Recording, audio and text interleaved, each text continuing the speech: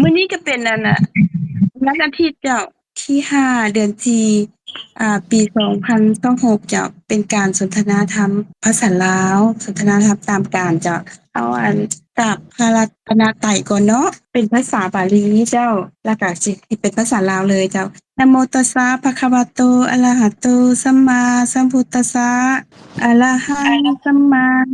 อะระหังสัมมาสัมพุทโธภะคะวาพุทธังภะคะวันตังอภิวาเทมิสวากขาโตภะคะวตาธัมโมธัมมังนัสสามิสุปฏิปันโนภะคะวะโตสาวกสังโฆสังฆังนามามิขอนมัสการพระรัตนตรัยเป็นภาษาลาวขอนอบน้อมแด่พระผู้มีพระภาคเจ้าพระองค์นั้นซึ่งเป็นผู้ไกลจากกิเลสตรัสรู้ชอบได้โดยพระองค์เองพระผู้มีพระภาคเจ้าเป็นพระอรหันต์ดับไฟกิเลสไฟทุกข์ทั้งสิ้นตรัสรู้ชอบโดยพระองค์เอง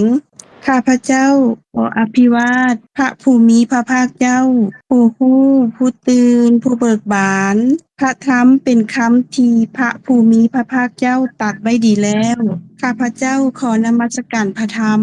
พระสงฆ์สาวกของพระผู้มีพระภาคเจ้าเป็นผู้ปฏิบัติดีแล้วข้าพเจ้าขอนอบน้อมแด่พระสงฆ์สาธุสบายดีน้องพงษ์สบายดีปัจจุบันวันสบายดีทุกคนจ้ะจ้า ค่ะสวัสดีสบายดีค่ะสบายดีจ้ะชั่วโมงอันที่แล้วนี่เฮาสนทนาธรรมกันน่ะเว้าเรื่องทุกข์อยู่แม่นบ่สบายดีอันเอ้ยแม่มสบายดีพี่แม่มจ้ะเว้าสวัสดีค่ะสบายดี เจ้าสวัสดีค่ะท่านอาจารย์คุณอัคราทุกท่านเลยนะคะพี่แมวขอบคุณค่ะสวัสดีคุณแหม่มคุณพงษ์คุณจรัยวาลแล้วก็คุณเจพงษ์เจ้าทุกท่านเจ้าเชิญน้องเสงน้องพงษ์เจ้าเชิญจ้ะเลยชั่วโมงที่แล้วนี่เฮายังกล่าวถึงเรื่องทุกข์อยู่เนาะที่เสียงได้เข้าชั่วโมงที่แล้วก็ได้เข้าอยู่เนาะแล้วชั่วโมงนี้มีผู้ใดอยากกล่าวหรืออยากถามท่านอาจารย์หรือว่าประเด็นใดบ่เจ้ามีประเด็นใดที่อยากรู้เป็นพิเศษบ่พี่แม่มมีบ่คะเจ้ากราบสวัสดีอาจารย์แล้วก็คุณแม่แล้วก็พี่ๆน้องๆทุกท่านเจ้าอันบางเครือที่แล้วเนาะเฮาก็ได้เว้าไปถึงอยู่ทั้งเรื่องทุกข์นำแล้วก็ยังเรื่องการพิจารณามรณานุสตินะก็เป็นเรื่องได้เอามาไต่ตองหลายอยู่คือกันอันบ่ฮู้ว่าพวกพี่ๆน้องๆได้ไปคิดพิจารณาในเรื่องนี้บ่ทั้งเรื่องทุกข์แล้วก็เรื่องนี่ล่ะในเรื่องการที่เฮาไต่ตองเรื่องความว่าอันจิตสุดท้ายเฮาสิเป็นจังไดน่ะนะคันแม่นต่อเนื่องจากหม้องหั้นน่ะเนาะอันก็มีความ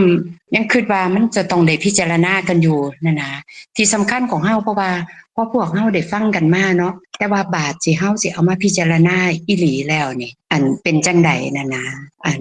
เที่ยววังหันนี่ก็ได้ข้อคิดหลายอย่างอยู่อันก็ได้เอามาคอยพิจารณาว่ามันเกิดมันตายอยู่ทุกขณะแล้วก็เฮาสิอันคืออาจารย์เพิ่นว่านั่นแหละอันเฮาสิเอนไปทางใดน่ะนะสิไปซ้ายไปขวาหรือว่าสิไปทางหน้าทางหลังคือบุญกุศลบัดอยู่ใกล้ๆมันก็สิเอนไปทางนั้นก็หมายถึงว่าต้องได้สะสมทุกสิ่งทุกอย่างอันแล้วก็ทุกขณะนี้ยุคขณะนี้ก็สิเป็นการสะสมอันคือกันนะอันนี้ที่ได้ฟังจากเที่ยววังหันคือกันนะบ่ฮู้ว่าเพิ่นสิไปต่อจังไดบ่น้องพงษ์สิเสริมในจุดนี้บ่คือจังไดหรือน้องเซ็งว่าจังไดหรือเฮาสมกันอยู่ในทุกนั้นเจ้าน้องพงษ์เดินทางก็ยังอุตส่าห์คำว่าให้กำลังใจในฟังกันอยู่จะเพิ่นเดินทางบ่สะดวกเปิดไมค์เจ้าโอ้ยขอบใจหลายเนาะน้น้องพงษ์นี่ล่ะจ้ะอันเซ็งว่าจังไดเช่งว่าต่อตัวนี้เลยต่อตัวที่อันนั้นเอ้ยแมวอันที่เอ้ยอันนั้นสะคอนเว้านี่นะเป็นประเด็นต่อกันเลยเจ้าสะสมแม่นบ่เอ้ยเว้าเรื่องสะสมไปถึงจุดสุดท้ายบ่เซ็งจะเว้าถึงประเด็นนี้เพื่อว่าเว้าไปแล้วให้อาจารย์เพิ่น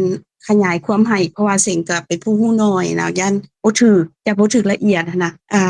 ในการสะสมที่ว่าเพื่อไปกิจสุดท้ายน่ะในเมื่อพวกเฮาเป็นผู้ใหม่ฟังใหม่แดนี่ก็ต้องได้เริ่มต้นถือว่าเฮาจะเข้าใจว่ากุศลเป็นจังไดแล้วก็กุศลเป็นจังได แล้วค่ะในที่สุดแล้วค่ะแม่นเฮาเอาเฮาเข้าใจกุศลแล้วเฮาบ่เอาเฮาว่ากุศลนี่มันเป็นสิ่งที่ดีแล้วเฮาเอาแต่ในที่สุดเฮาก็ต้องปะกุศลคือเก่าให้ฮู้ว่ากุศลนี่บ่แม่นเฮาแล้วเฮาจะเข้าใจกับคำสอนสภาวะธรรมตามความเป็นจริงซึ่งว่าเป็นอนัตตาที่ว่าเฮาบ่สามารถบังคับบัญชาได้ที่มันเกิดขึ้นแล้วบ่แม่นเฮานะตรงนั้นหั่นเฮาก็ค่อยๆไปนะเพราะว่าเจนก็อยาก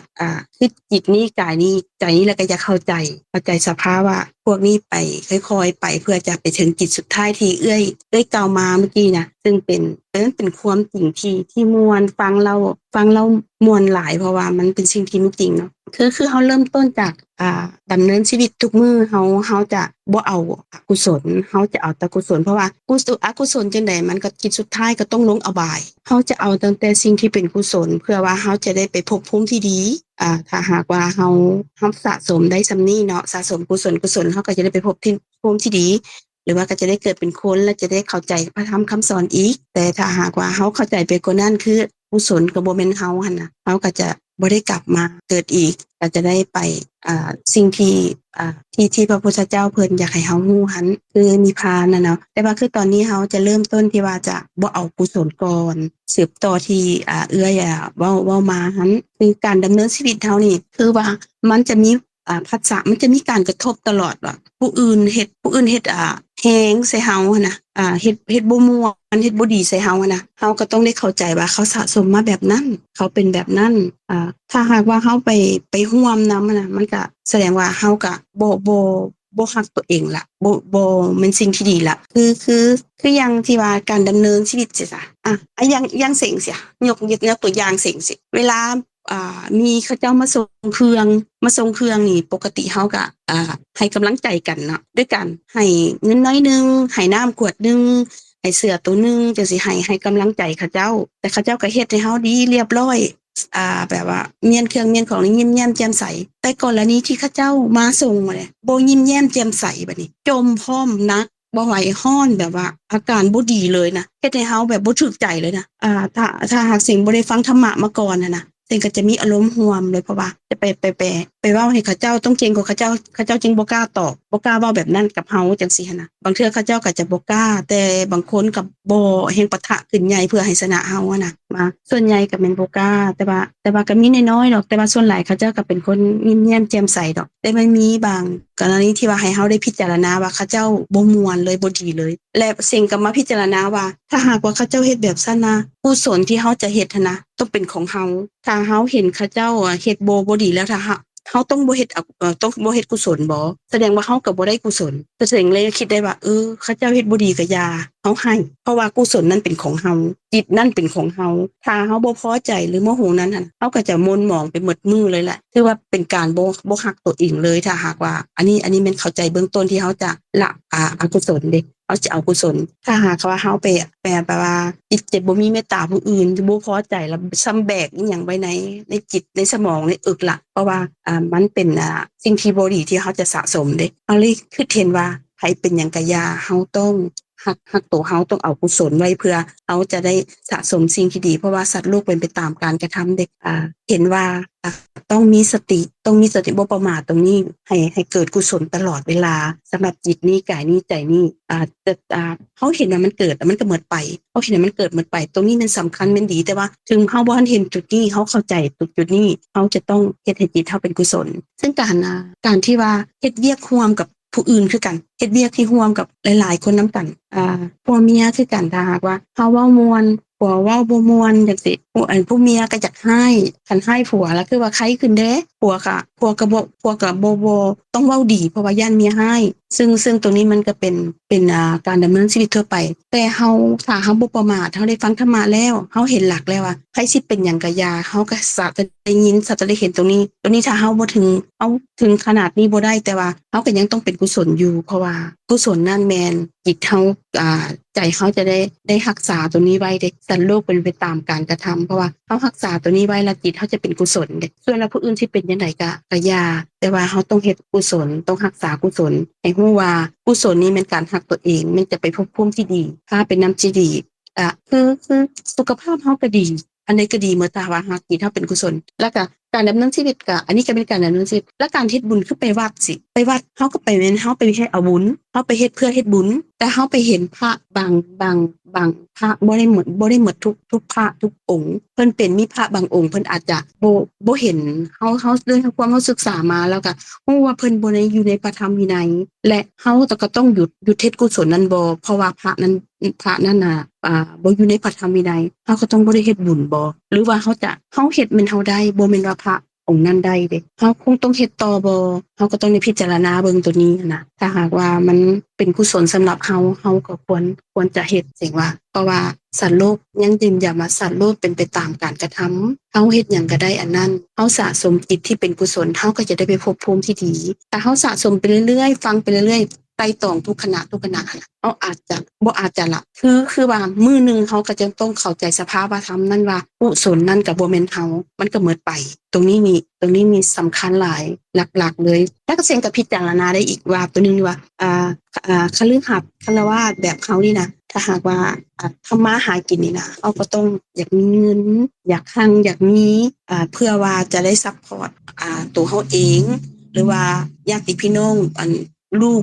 ยามเจ็บยามเป็นก็มีได้จ่ายยามมีเรื่องมีราวก็ได้แก้ไขคือต้องได้ใช้ปัจจัยใช้เงินถ้าหาได้หลายเท่าใดแฮ่งดีเฮ็ดได้หลายเท่าใดแฮ่งดีบ่แม่นว่าบ่มีเฮาแล้วจะบ่เฮ็ดบ่แม่นแต่ว่าใน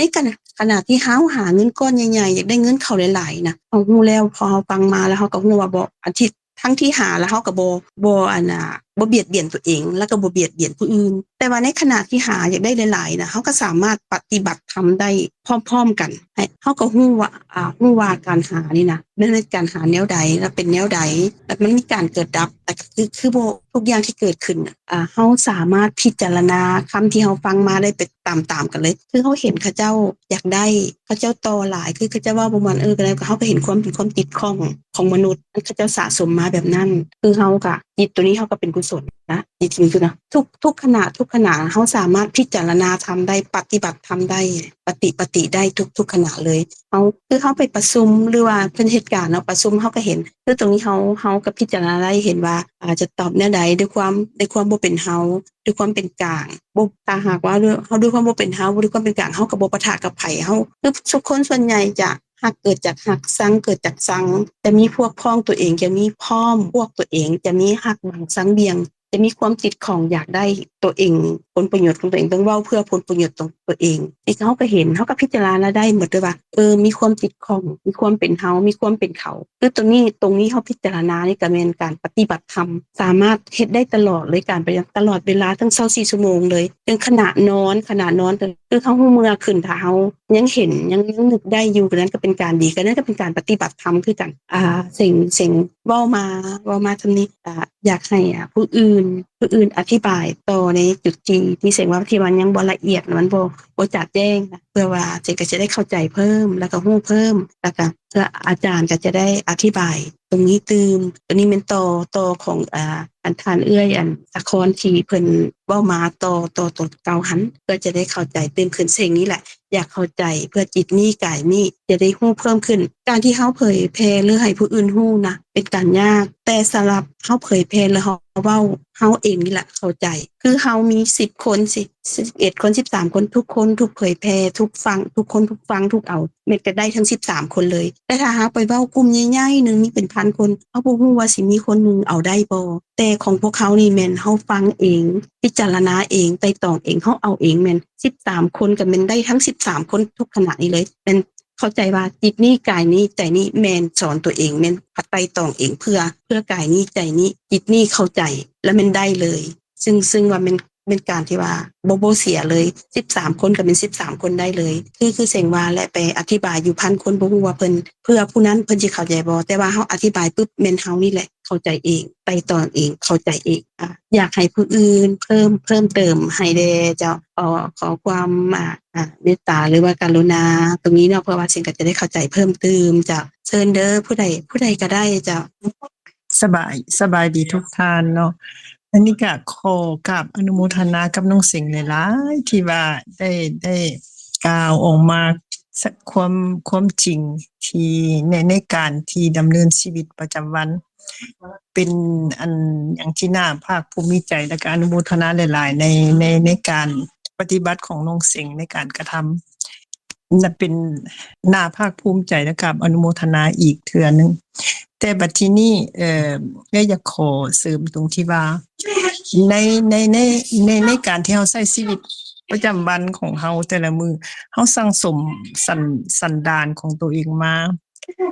ถึงแม้นว่าบางครั้งเราจะคิดว่าบ่มีเฮาเอ่อคือน้องเสียงเว้าในการเว้าว่าลมผู้เว้าคำที่มวลๆโหแต่ในสันดานของเฮาแล้วมันก็จะพูดขึ้นมาบางครั้งเขาเว้านี่เฮาแล้วก็แบบที่ว่าอยากใจร้ายแล้วก็ตอบบางครั้งอาจจะบ่ตอบแต่มันก็เจ็บแล้วมันก็บ่คุ้นเครื่องใจแล้วบ่ดีใจแล้วอันนี้เป็นสันดานที่ว่าเฮาได้สั่งสมขึ้นมาแล้วมันก็เป็นอีหยังที่ว่ายากหลายที่สุดในการปฏิบัติแต่ก็ภาคเพียรเนาะที่น้องเสียงเว้ามาทำให้คิดแล้วก็จะเอาไปไต่ตรองแต่ก็เป็นแต่ทุกขณะที่เฮาจะทำความเข้าใจในสภาพธรรมที่เกิดขึ้นในลักษณะของสภาพธรรมในลักษณะของค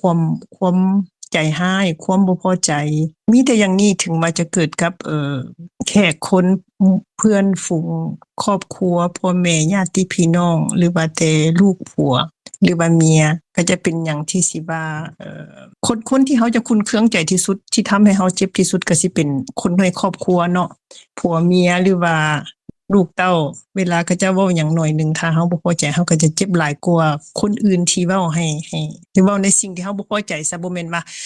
เขาเจ้าเว้าในสิ่งที่บ่ดีหรือบ่ม่วนแต่เป็นเฮาเองที่ได้ฟังคำนั้นแล้วบ่พอใจเพราะว่าเป็นการสั่งสมสันดานของตัวเองที่ว่าที่น้องเสียงเว้ามาอันนึงก็เป็นน่าอนุโมทนาที่ว่าเขาเจ้าเป็นแบบนั้นเขาเจ้าเฮ็ดแบบอื่นบ่ได้เป็นตัวตนแบบนั้นถึงเว้ามวนหรือว่าบ่ม่วนเป็นคือสันดานเป็นแบบนั้นเฮาควรเข้าใจบ่นี้ว่าทุกคนเป็นแบบนี้ให้ความเข้าใจให้ความอิหยังให้ความแบบที่ว่ามีความเข้าใจว่าเขาเจ้าเป็นแบบซี่เมตตากรุณาแต่ก็จะเป็นอันสิ่งที่เฮาควรภาวนาว่าเมตตากรุณาญาติพี่น้องพ่อแม่และคนรอบข้างและคนที่เฮาพบปะสังสรรค์แต่ก็ยากแต่ก็จะพยายามขอกราบอนุโมทนาน้องสิงห์ในที่ได้กล่าวมาหลายๆสาธุขอเชิญท่านอื่นเนาะโดยขอบใจพรขอบใจศิสมพรซึ่งก็เห็นว่าจุดนี้สำคัญเพราะว่าละยากหลายถ้าหากว่าเฮามีการสนทนาเฮามีการพิจารณาตรงนี้มันจะเพิ่มความเข้าใจและจะเฮ็ดให้ง่ายขึ้นตื่มหน่อยนึงเทื่อละก้าวหั่นน่ะเอ้ยเพราะฉันเห็นว่ายากฉันก็เป็นคือกันว่ายากโดยเฉพาะครอบครัวแหละผัวเมียแห่งคักผัวเว้าบ่ม่วนหน่อยนึงบ่ได้เด้ต้องใส่โลดหั่นน่ะแบบนี้หั่นน่ะคือจริงๆน่ะมันเฮาต้องได้มาไต่ตรองพิจารณาเฮาจึงจะถึงเข้าใจจุดนี้ได้หั่นน่ะเลยว่าอยากจะซอยๆกันเพื่อว่าจะให้เข้าใจตรงนี้ให้ได้หลายเพิ่มขึ้นหั่นน่ะก็ขอผู้ใดซอยเพิ่มก่อนจะให้อาจารย์อธิบายเติมเนาะผู้ที่อธิบายไปแล้วคือเอื้อยศิสมพรหรือว่าเอื้อยสาครก็ได้หรือผู้อื่นก็ได้เจ้าหรือพรหรือผู้ใดก็ได้เจ้าซอยๆกันพิจารณาตรงนี้เพื่อจะได้เพิ่มความเข้าใจที่ว่าสร้างสิ่งที่เป็นกุศลให้จิตนี้กายนี้ในการดำเนินชีวิตของเฮา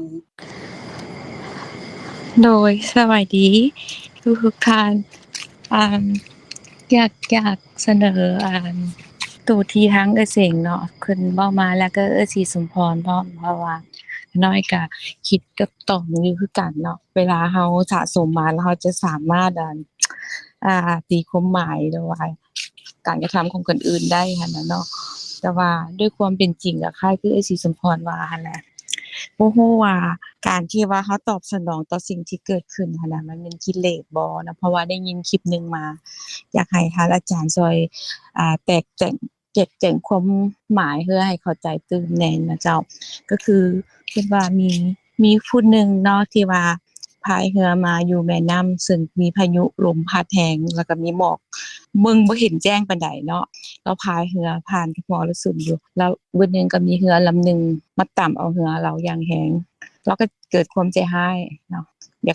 กหันไปให้ผู้ขับเรือลำนั้นว่าเป็นหยังคือแบบสะเพร่าแท้บ่ระวังแท้นะคะพอเราแนมไปเบิ่งปึ๊บเตรียมสิให้แล้วพอเห็นเป็นเรือเปล่า บ่มีคนขับความเสียหายแล้วพัดหลุดลงก็เลยเขาจะว่ามันเกิดกิเลสมันไปเกาะอยู่บนใดค่ะว่ามีคนขับมาเราจะให้คนขับมาทันทีเนาะแต่พอเราไปแนมไปเห็นแล้วกับบ่มีคนแล้วความเสียหายเราก็ลดลงตัวนี้มันเกิดจากการสะสมบ่นะก็เลยอยากให้อาจารย์หรือว่าท่านอื่นๆตีความหมายของเหตุการณ์นี้แน่นะว่าคนเฮาถ้าเกิดความสะสมละมันจะบ่มีอารมณ์นี่บ่อารมณ์อยากหายนะแล้วเป็นหยังถ้าสมมุติว่าคนเพื่อที่มาตามมันถามมีคนแล้วบ่เกิดความใจหายได้บ่สินะเจ้าแล้วเป็นหยังคืออยากหายคนขับพอบ่เห็นคนขับความใจหายก็ลดลงเองสินะเจ้ามันเป็นกิเลสหรือว่ามันเป็นเกิดจากหยังบ่ตรงนี้นะซอยพระอาจารย์กับคนอื่นๆอธิบายตัวนี้ได้มั้ยเจ้าเข้าใจน้องน้อยก่อนอาจารย์อธิบายเนาะสิ่งขอเนาะแต่ว่าบ่ได้หมายความว่าจะถึกหมดเด้เสียงขอออกความเห็นนำที่ว่ายกตัวอย่างมานี่ถือว่าไพเราะถือว่าม่วนมันเป็นสิ่งที่มีจริงในเรื่องราวที่เกิดขึ้นกับความคิดของมนุษย์เฮานะถ้าหากว่าเรือลำนั้นมามีคนนะเจ้าจะใจหายเพราะว่ามีเขามีเฮาเรือลำนั้นบ่มีเขาเฮาก็เลยบ่ใจหายเพราะมันบ่มีเขาบ่มีความเป็นตัวตนของอีกฝ่ายนึงมีเขามีเฮาแล้วเกิดปะทะกันมีเขามีเฮามีตนมีโตมีความเป็นเฮามีความเป็นเขาเจ้าเฮ็ดให้ข่อยเจ็บเจ้าเฮ็ดให้ข่อยปวดมันเป็นความผิดของเจ้าเป็นความสะเพร่าของเจ้ามีเขามีข้าเจ้าแล้วก็มีเฮาเป็นผู้เสียหายข้าเจ้าเป็นผู้เฮ็ดให้เฮาเสียหายมันจะก็เลยเกิดว่าเจ้าเฮ็ดข่อยพอมีข่อยเด้มีเฮาถ้าหากสภาวะธรรมตามความเป็นจริงที่พระพุทธเจ้าอยากให้เฮารู้แท้ๆน่ะมีความเมตตาแล้วก็มีความบ่เป็นเฮาก็จะบ่เกิดตรงนี้ได้แต่ว่ามันยากเด้ต้องเห็นเพิ่นว่าต้องเป็นบ่แม่นขันโสดาบันเด้บ่แม่นขันสักคณาคามีหรืออนาคามีขันพระอรหันต์บ่ได้จริงๆละได้ตรงนี้น่ะความเป็นเฮานะแต่คือฆราวาสของอย่างเฮานี่ยากฉะนั้นจึงได้มาฝึกจึงได้มาไต่ตองสนทนาอันเป็นมงคลกันนี่เพื่อจะได้เข้าใจสภาพธรรมตรงนี้นะคือบ่ในเรือลำนั้นน่ะคันมีเรากับมีเราเด้เป็นตัวของเรากับมีเฮาเราเฮ็ดให้เฮาเจ็บเราต้องรับผิดชอบเฮาต้องเอาเรื่องเราต้องเจรจากันแต่มันบ่มีเราเด้มีแต่เฮาเด้แล้วความผ่อนคลายความเจ็บบ่มีไผเฮ็ดให้เฮาเจ็บแล้วเด้มันก็เลยบ่มีเขานะก็แสดงว่าคือฉันเคยว่าไปเข้าบ้านเฮาน่ะตู้ห้องซักเครื่องเฮาน่ะมีคันไดอันโค้งขึ้นดาดฟ้าเงยหัวขึ้นไปต่ำจังๆบักเจ็บๆแต่ว่าบ่มีความใจหายมีแต่ความเจ็บซื่อๆเพราะว่าคันใดนั้นบ่มีเขาบ่มีต้นโตเด้บ่มีสิ่งชีวิตน่ะบ่รู้สึกว่าใจหายว่าถ้าลองเป็นผู้ใดเอาไม้มาฟาดเฮาเนี่ยเป็นเรื่องที่แท้เป็นเรื่องอีหลีขึ้นศาลบ่ซั่นก็เอาเรื่องล่ะบ่ซั่นเอิ้นอ้ายเอิ้นน้องมาเฮ็ดครูทำขวัญพู้นแหละแต่ว่าอันนี้บ่มีเขาบ่มีต้นตนฝักนั้นก็เลยมีแต่เจ็บซื่อๆก็เลยบ่มีการอาฆาตกันก็เลยบ่มีเรื่องตรงนี้แม่นเกิดขึ้นกับความจริงคือเฮาอยากไต่ตองอยากพิจารณาซอยกันในการดำเนินชีวิตเพื่อให้จิตเฮาได้รับสิ่งที่เป็นกุศลละสิ่งที่อกุศลเพราะอกุศลจะพาเฮาไปในภพภูมิที่บ่ดีสิ่งที่เป็นกุศลจะพาเฮาไปในภพภูมิที่ดีได้จะได้พ้อคำสอนสิ่งที่มีจริงตามความเป็นจริงอีกเฮาจะได้หลุดพ้นจากวัฏฏะการติดของนี้ซึ่งตรงนั้นเฮาจะเริ่มจากการเซาอกุศลก่อนรับแต่สิ่งที่เป็นกุศลก่อนแต่ต่อไปเฮาก็จึงจะให้รู้ว่ากุศลก็บ่แม่นเฮาจึงขั้นต่อไปขั้นนี้เฮามาพิจารณาไต่ตองซอยกันให้เข้าใจว่าอกุศลเป็นแนวใดกุศลเป็นแนวใดมันเป็นหยังจึงเกิดขึ้นจังซี่ก็ขอบใจน้องน้อยก็ต่อไปแล้วก็บ่รู้ว่ามันสิชัดเจนส่ำใดเว้าตามความเข้าใจที่เฮาศึกษามาฟังมาไต่ตองมาล่ะเพื่อว่ามื้อหน้าเฮาก็จะได้เพิ่มขึ้นอีกหน่อยนึงพวกนี้เฮาก็เพิ่มส่ำนี้นะขอบใจหลายๆจ้ะขอผู้อื่นเพิ่มเติมเด้อหรือว่าถ้าผู้อื่นบ่เพิ่มเติมเทื่อก็จะให้อาจารย์ผู้เพิ่นอาจารย์กาญจนาอาจารย์สงบเพิ่นอธิบายให้หรือว่าผู้อื่นอยากเพิ่มเติมก่อนก็ยินดีเด้อขอความเมตตากับทุกทางเจ้าค่ะเป็นสิ่งที่ดีเนาะที่ได้ยินในการสนทนาของทั้งน้องเสงน้องพรแล้วก็น้องน้อยหั้นนะณที่สุดก็คงสิให้ได้โอกาสเนาะอยากให้ท่านอาจารย์เพิ่นเนี่ยล่ะมาสั่งสอนพวกหมู่เฮาอบรมพวกหมู่เฮาในข้อนี้นะว่าสิเป็นจังได๋เฮาสิอีหยังแหน่ในการสะสมของเฮานี่ บ่ว่าอันในการพิจารณาเรื่องความทุกข์นี่ล่ะมันมานำกันทุกสิ่งทุกอย่างที่พิจารณามาแล้วก็ไอ้ที่เฮาสิสะสมไปเพื่อสิหนีจากทุกข์นี้หั่นนะจนไปถึงขณะสุดท้ายของหมู่เฮาหั่นล่ะเพราะว่ามันก็มีเกิดมีดับอยู่จังซี่ตลอดอันเกี่ยวพันกันไปหมดขะหน่อยก็ยังว่าก็คงต้องสิขอโอกาสนี้กับเรียนท่านอาจารย์เพิ่นมาให้คำแนะนำเอาพระธรรมมาให้พวกหมู่เฮาได้ยินได้ฟังนำขะหน่อยกราบเรียนเชิญท่านอาจารย์เจ้า อนุโมทนากับสุขุสุคนที่ซอยกันพิจารณาไตร่ตรองพระธรรมคำว่าพระธรรมก็คือความจริงกันแหละความจริงที่มันเป็นไปในชีวิตประจำวันเฮาสุคนสุขุสุคนนี่แหละอันนี้ก็เป็นธรรมะทั้งหมดที่เว้ามานั่นน่ะแต่ว่าธรรมะความจริงอันนี้มันเป็นสองทางหนึ่งก็ทางบ่ฮู้ก็เป็นเฮาไปหมดเครียดก็เป็นเฮาฮักก็เป็นเฮาสั่งเป็นเฮาฮักเป็นเฮาก็เพราะว่ามีความบ่ฮู้เกิดนำเพิ่นว่าโมหะปิดบังมันเกิดขึ้นมาก็เป็นเฮาทั้งหมดได้ก็เป็นเฮาเสียก็เป็นเฮาดีใจเสียใจก็เป็นเฮาอันแม่นนั่นเครียดก็เป็นเฮาแม่นว่าบ่เครียดก็เป็นเฮาดีก็เป็นเฮาบ่ดีก็เป็นเฮาไปหมดอันนี้ก็เป็นฝ่ายที่เป็นเฮาฝ่ายที่เป็นไปกับทุกข์พอเป็นเฮานี่แหละเฮาจังมีคนมาเฮ็ดให้เฮาบ่ถูกใจเขาย่างซื่อๆก็เป็นเรื่องของเขาแต่ว่าบ่ถูกใจเฮาดิเพราะอันนี้เขามีเฮาเขาก็เว้าของเขากับปากเขาเจ้าก็เว้าไปเขาคิดไปเขาก็เว้าไป เขาว่ามีเขาบัดทีนี้ก็เลยมีเฮาได้ยินเบิ่งเป็นตาซังเนาะอันนี้ย่างก็เป็นตาซังเว้าก็เป็นตาซังมันจมจังมันจมอีหยังบ่ถูกหูเฮาบ่ถูกใจก็เป็นเฮาเป็นเขาก็เป็นไปจังซี่ในชีวิตประจำวันเฮากับพ้อกันก็เป็นจังซี่แหละก็มีสุขแหน่มีทุกข์แหน่ดีใจเสียใจด้วยความเป็นเฮาอันนี้ธรรมะคือกันของจริงเพราะว่าอันสิ่งที่มันบ่ดีเกิดกับใจเฮาเพิ่นว่าอันเจตสิกเกิดกับใจ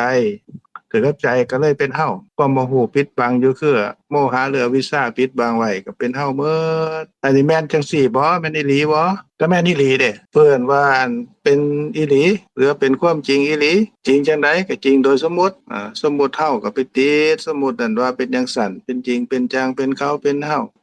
อันเครียดเป็นเฮาบ่เครียดเป็นเฮาดีใจเสียใจเป็นเขาเฮ็ดให้เฮาเครียดเป็นเฮาเฮ็ดให้เขาเครียดก็เป็นจังซี่ก็ในฝ่ายนี้ก็ฝ่ายธรรมะเพิ่นว่าอกุศลธรรมคือธรรมฝ่ายความเป็นจริงฝ่ายอกุศลคำว่าอกุศลก็คือบ่สลาดเป็นหยังบ่สลาดก็คือแต่ละอย่างเกิดขึ้นนั่นน่ะเป็นเฮาหมดอันเป็นเฮาแล้วเฮาก็รับทุกข์รับสุขรับความดีใจเสียใจอันนี้อันบ่สลาดเป็นหยังบ่สลาดอันที่เขาย่างไปก็ดีหรือว่าเขาเว้าเขาจมเขาเมื่อยเขานั่นนี่เขาก็เว้าของเขาไปเขาฮ้อนเขาก็จมไปด้วยความเป็นเขาก็ด้วยความเป็นเฮาได้ยินเฮาก็เลยใจหายเด้เครียดมันคือมาเฮ็ดจังซี่คือเว้าจังซี่บ่ถูกใจข้อยบ่มักแนวนี้แนวนั้นเป็นข้อยเป็นเจ้าขึ้นมาแล้วเด้อันนี้เพิ่นว่าบ่สลาดก็เลยแต่ละมื้อนี่ก็เต็มไปด้วยความทุกข์ความเดือดร้อนใจนี่แหละร้อนใจก็ในส่วนที่เป็นบ่ชอบใจเด้โทสะเกิดความขุ่นเคืองความบ่พอใจเกิดเอิ้นว่าโทสะเจตสิกเป็นสิ่งที่เกิดกับจิตเด็กหรือว่าชอบถูกอกถูกใจหลายอันนี้ก็เป็นโลภะเกิดขึ้นติดของก็มีความบ่ฮู้และเกิดนำเพิ่นว่าโมหะเจตสิกนั่นแหละเกิดนำเกิดขึ้นก็เลยเป็นเฮาชอบเด้เฮาชอบเฮาติดใจเฮาดีใจเฮาเสียใจเป็นความรู้สึกเวทนาเกิดก็เป็นเฮาหมดก็เป็นจังซี่อันอยู่นำกันกับครอบกับครัวอันเพิ่นท่านศรีสมพรเพิ่นว่าโอ้ยผู้เฮ็ดเฮาเครียดหลายมีทุกข์หลายก็คือคนที่เฮารักที่สุดผัวเฮาเมียเฮาลูกเฮาหลานเฮาที่เฮารักเขาผูกเขาพันนั่นแหละอันนี้ก็ด้วยความเป็นเฮาเด้ความรักความผูกพันนั่นเฮาก็อยากนั่นแหละก็ติดของเพิ่นว่ายึดมั่นถือมั่นว่าเป็นลูกเฮาเมียเฮาผัวเฮาหลานเฮาเหลนเฮางัวเฮาสร้างมาหรือว่าที่ดินที่นาหมูหมากาไก่เป็นของเฮาหม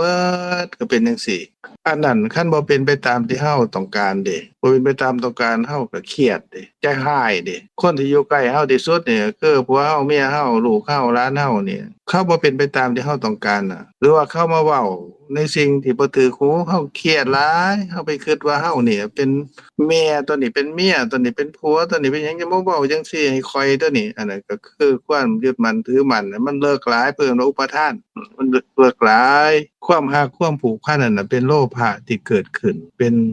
ความผูกพันที่แน่นหนาลึกซึ้งคันแน่นหนาลึกซึ้งมีหลายจังซั่นนี่เวลาบ่ได้ตามที่เฮาต้องการนั่นนี่มันก็เครียดหลายเดะจะหายหลายตัวคือกันกับว่าเอาเสือกไปผูกงาไม้มาผูกงาไม้งาไม้มาดึงมาจนฮอดติดดินเด้เอามาปุ๊บคันเสือกมันขาดหรือมันดีดกลับว่าซั่นหัวเฮาแตกว่าซั่นมันก็ฟาดเฮาปึ้งหอขึ้นฟ้าไปตกลงดินหัวตำดินพู้นเด้ทั้งเทื่อก็สลบไปก็มีตายไปก็มีเพราะอีหยังเพราะว่าเฮาดึงมันมาหลายยึดมั่นถือมันหลายผูกพันหลายก็อยากให้มันเป็นจังซั่นมันบ่เป็นก็เลยเครียดหลายเด้แต่ว่าคนอื่นเครียดบ่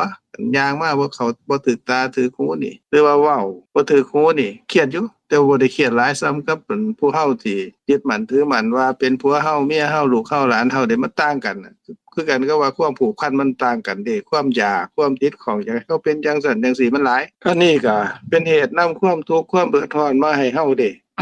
ในชีวิตประจำวันของเฮานี่เป็นไปในส่วนเรานี่เพิ่นว่าเป็นไปกับอกุศลธรรมนี่เป็นการคำว่าอกุศลแปลว่าบ่สลาดอีกอันนึงอีกอย่างนึงเพิ่นเอิ้นภาษาธรรมะเพิ่นว่าพาลชนคือคนพาลคำว่าคนพาลนี่บ่ฮู้สิ่งที่ดีสิ่งที่ชั่วสิ่งที่นำประโยชน์มาให้กับตนเอง บ่รู้จักการรักษาตนเองให้พ้นจากความทุกข์ความเดือดร้อนในชีวิตประจำวันบ่มีปัญญา คือบ่เข้าใจความจริงบ่สามารถรักษาตนได้ก็เลยเฮ็ดอกุศลโดยประการต่างๆแต่เนื่องมาจาก ความบ่ฮู้ว่าแต่ละขณะนั้นเนี่ยบ่แม่นเฮาแต่ว่าฮู้ว่าเป็นเฮาเด้ฮู้ตามสมมุติก็ยึดมั่นถือมั่นผูกพันอันนี้ก็ เป็นเหตุแห่งความทุกข์ในปัจจุบันเด้สะสมหลายๆเข้าเปิดก่อนสิตายมันก็เกิดอันท่านนางอัน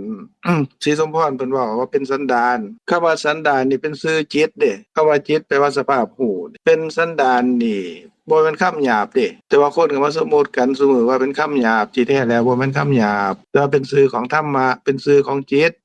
คือสภาพผู้จิตชื่อว่า ชื่อว่าเป็นการสั่งสมเป็นการสั่งสมสันดานโดยสามารถแห่งสวนวิธีอันนี้ความหมายของจิตในการสั่งสมสันดานคำว่าสันดานหรือว่าสันตานะนี่ภาษาบาลีแปลว่าการสั่งสมสืบต่อกเมื่อกี้นี่เฮาเว้าเรื่องคนพาลที่บ่ฮู้ว่าอัน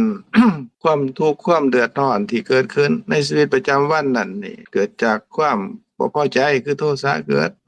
ขึ้นกับจิตเด้เกิดขึ้นกับจิตในขณะนั้นนี่ก็สะสมในจิตในขณะนั้นเมื่อดับไปแล้วก็สะสมในจิตในขณะต่อๆไปขณะต่อไปสะสมด้วยโทสะอีกโทสะเกิดขึ้นก็ดับสะสมในจิตขณะต่อๆไปสืบต่อกันไปจังซี่เด้อันการสะสมอกุศลคือโทสะก็ดีหรือว่าในส่วนของอันความติดของด้วยโลภะก็ดีบ่มีโมหะผสมนำนี่เกิดขึ้นในจิตขณะหนึ่งแล้วก็ดับไปแล้วก็สะสมในจิตในขณะต่อไปขณะจิตที่2เกิดขึ้นดับไปก็สะสมในจิตขณะที่3ต่อไปขณะจิตที่3เกิดขึ้นดับไปก็สะสมในขณะจิตที่4ต่อไปขณะจิตที่4เกิดขึ้นแล้วก็ดับไปสะสมในจิตในขณะต่อๆไปขณะที่5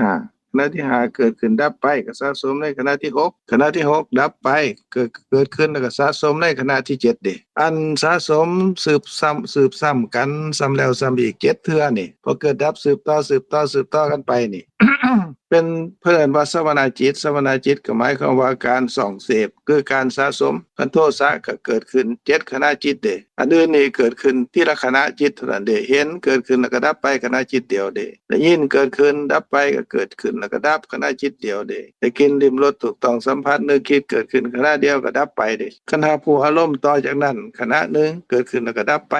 สืบต่อพิจารณาอารมณ์ก็เกิดขึ้นแล้วก็ดับไปการตัดสินอารมณ์เกิดขึ้นขณะหนึ่งก็ดับไปอันนี้ค่อยน้อยว่าเรื่องเกิดดับของแต่ละขณะจิตในแต่ละทางนี่อันอื่นนั่นเกิดขึ้นเทื่อเดียวแล้วก็ดับบัดที่นี่อันคำว่าสันดานมองที่ว่านี่เป็นชื่อของจิตนี่กลายเป็นว่ามันเกิดขึ้นซ้ำๆกันเกิดแล้วก็ดับเกิดแล้วก็ดับเกิดแล้วก็ดับก็สะสมในจิตในขณะต่อๆไปตั้ง7เทื่อพุทธิบาทเนี่ยอันนี้เพิ่นจะเอิ้นว่าเป็นการสั่งสมสันดานใน